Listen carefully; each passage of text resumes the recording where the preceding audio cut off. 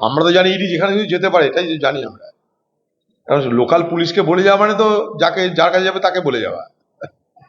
Local পুলিশকে বলে যাওয়া মানে তৃণমূলের যদি লোক হয় কিংবা তৃণমূল সরকার যদি কাছের লোক হয়, তাহলে তাকে বলে যাওয়াটা সমান।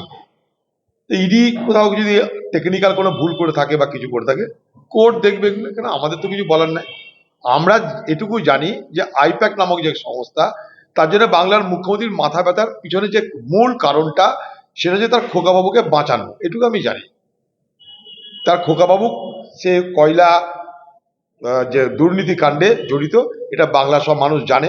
এর আগেও খোকাবাবুকে ইডি 9 ঘন্টা জিজ্ঞাসাবাদ করেছিল, আপনারা জানেন, দিল্লিতে।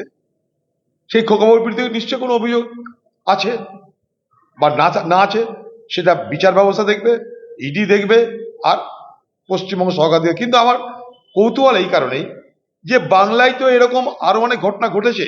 পার্থ চ্যাটার্জির হয়েছে, জ্যোতিপ্রিয়র হয়েছে, তাপস পালের হয়েছে, কত কি হয়েছে, অনুব্রতর হয়েছে, সবাই দিদির কাছের লোক। কারো জন্য দিদির সেই রকম মাথা ব্যথা আমরা কখনো দেখিনি।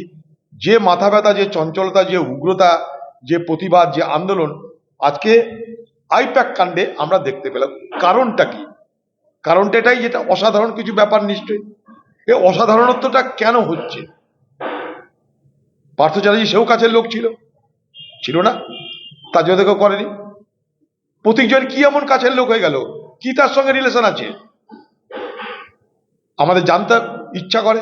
এক, তার থেকে আমার ধারণা যে তার খোকাবাবুর কোনো বিপদ আছে বলেই দিদি সর্বাগ্রে সর্বশক্তি দিয়ে মোকাবেলা করতে নেমেছে।